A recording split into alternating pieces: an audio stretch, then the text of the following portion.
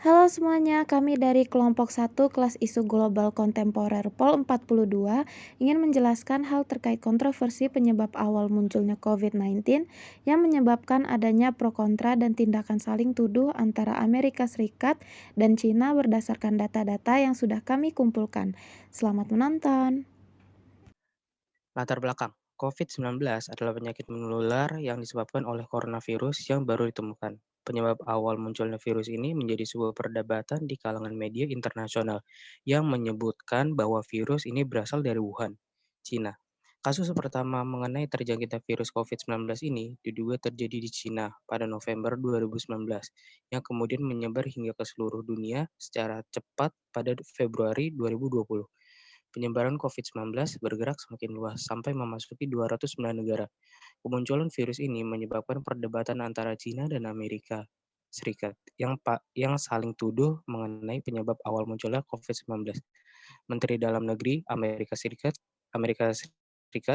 Mike Pompeo mengatakan Amerika Serikat memiliki cukup banyak bukti bahwa COVID-19 berasal dari sebuah laboratorium peneliti mikrobiologi di Wuhan, tanpa membeberkan suatu bukti pun yang dimiliki.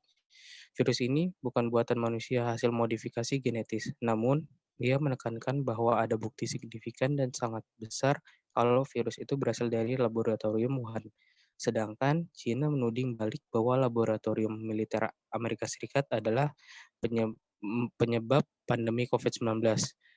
Zheng, seorang pejabat CDC Cina, mengajukan hipotesis bahwa COVID-19 berasal dari Fort Detrick, sebuah laboratorium penelitian biomedis Angkatan Darat Amerika Serikat di Maryland.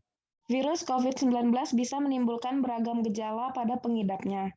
Kebanyakan virus corona menyebar seperti virus lain pada umumnya, seperti melalui percikan air liur pengidap atau melalui batuk dan bersin.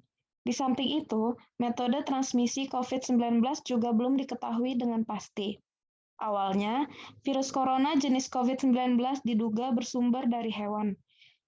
COVID-19 merupakan virus yang beredar pada beberapa hewan termasuk unta, kucing, dan kelelawar. Sebenarnya virus ini jarang sekali berevolusi dan menginfeksi manusia dan menyebar ke individu lainnya. Namun, kasus di Cina menjadi bukti nyata bahwa virus ini bisa menyebar dari hewan ke manusia. Bahkan kini penularannya sudah dari manusia ke manusia. Dua profil aktor-aktor yang terlibat dalam kontroversi saling tuduh ini. Penyebab awal muncul COVID-19 itu terdapat dua aktor yang terlibat. Aktor ini diklasifikasikan ke dalam 3 jenis. Yang pertama itu ada aktor utama, yang kedua itu aktor pendukung, dan tiga itu aktor netral. Nah, aktor utama itu merupakan aktor yang head to head saling menuduh. Adapun aktor pendukung adalah aktor yang pro terhadap salah satu aktor utama dan kontra terhadap aktor utama lainnya. Sebagaimana kita ketahui bahwa aktor utamanya adalah Amerika Serikat dan China. Aktor pendukung China adalah Rusia. Atau di sini adalah WHO atau World Health Organization. Yang ketiga ada aktor utama dan tindakan operasional di lapangan. Seperti yang telah dijelaskan tadi, aktor utama dalam kasus ini adalah Amerika Serikat dan China. Adapun tindakan operasional yang dilakukan di lapangan oleh kedua aktor tersebut. Yang pertama dari China. China telah melakukan penanganan COVID-19. China telah mengadakan tes di ini virus corona secara gratis.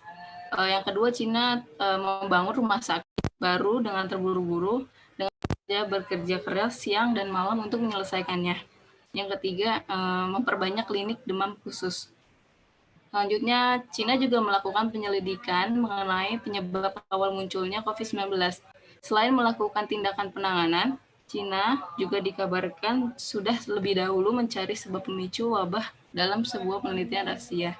Demi menampik tudingan Amerika Serikat, China akhirnya mengizinkan ilmuwan WHO memulai penyidikan terkait asal-usul penyebaran virus corona dari hewan ke manusia di Wuhan.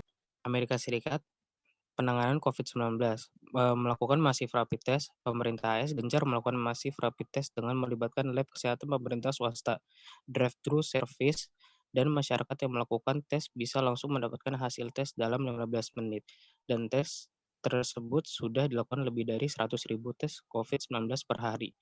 Lalu yang ketiga ada penggunaan masker dan social distancing yang dilakukan oleh Amerika Serikat. Penyelidikan mengenai penyebab awal munculnya COVID-19. Bukan hanya Cina, Amerika Serikat juga melakukan penyelidikan penuh atas segala hal yang dapat dipelajari tentang bagaimana virus ini dapat menyebar. Amerika Serikat memberikan hibah penelitian senilai lebih dari 3 juta dolar Amerika Serikat untuk EcoHealth Alliance, sebuah organisasi nirlaba yang berbasis di New York.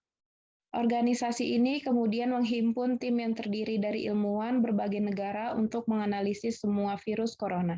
Kemarin China baru saja merilis data ekonomi terbaru, yaitu data ekspor impornya per November 2020, jadi bulan kemarin ya. Nah, hasilnya China ini mencatatkan rekor surplus perdagangan, yaitu sebesar 75,42 miliar dolar Amerika Serikat atau lebih dari 1.000 triliun rupiah. Nah, itu luar biasa sekali ya. Surplus ini adalah yang terbesar kita lihat sepanjang sejarah atau setidaknya sepanjang sejarah pencatatan neraca dagang China ini ya. Nah, angka ini juga jauh lebih besar dari perkiraan berbagai pihak, analis, pasar yang hanya memperkirakan bahwa China hanya akan surplus sekitar 53,5 miliar dolar Amerika Serikat. Nah, rekor surplus ini juga terjadi seiring dengan kenaikan ekspor China-nya yang memang tercatat paling tinggi dalam 3 tahun terakhir. Kita lihat datanya di November kemarin, ekspor China ini sudah naik sampai 21,1% secara tahunan dari tahun sebelumnya menjadi 268,07 miliar dolar Amerika Serikat. Kenapa naiknya bisa signifikan sekali? Ternyata ini muncul setelah ada permintaan globalnya juga makin kuat untuk barang-barang kesehatan, termasuk alat pelindung diri atau APD dan barang-barang lain yang diperlukan untuk mengatasi pandemi. Begitu juga dengan permintaan produk-produk elektronik untuk bekerja dari rumah atau keperluan lain untuk Natal dan Tahun Baru ya. Misalnya kulkas, microwave dan barang-barang lainnya itu permintaannya naik. Jadi menariknya, walaupun kasus COVID-19 ini pertama muncul di China, ternyata akhirnya tetap barang-barang dari China juga nih yang dibeli oleh negara-negara di seluruh dunia. Itu pertama, selain karena permintaan global, pemulihan pabrik di China yang tergolong cepat itu juga menjadi faktor pendukung ekspornya bisa naik signifikan. Artinya China di sini tuh gercep ya, alias gerak cepat. Jadi begitu melihat permintaan global kan udah mulai naik nih untuk barang-barang China.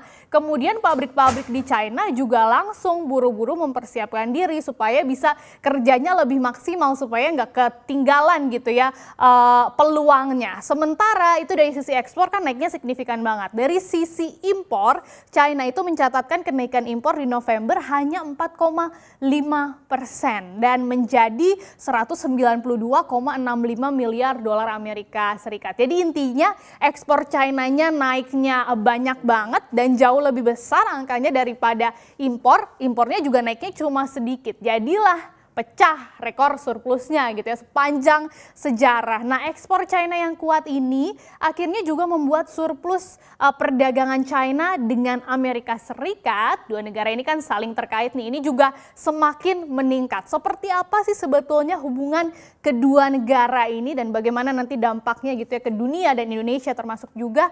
Sejak Donald Trump menjadi presiden Amerika Serikat, slogannya kan kita tahu Make America Great Again. Nah, Trump ini menilai bahwa defisit perdagangan Amerika Serikat itu sudah terlalu dalam. Kita lihat memang selama ini Amerika itu lebih banyak impornya daripada ekspornya. Jadi selisihnya tuh negatif gitu ya, makanya defisit. Nah, kalau dilihat lebih detail lagi yang berwarna kuning ini ternyata memang China lah yang membuat Amerika selama ini paling tekor neraca dagangnya karena banyak banget impor dari China.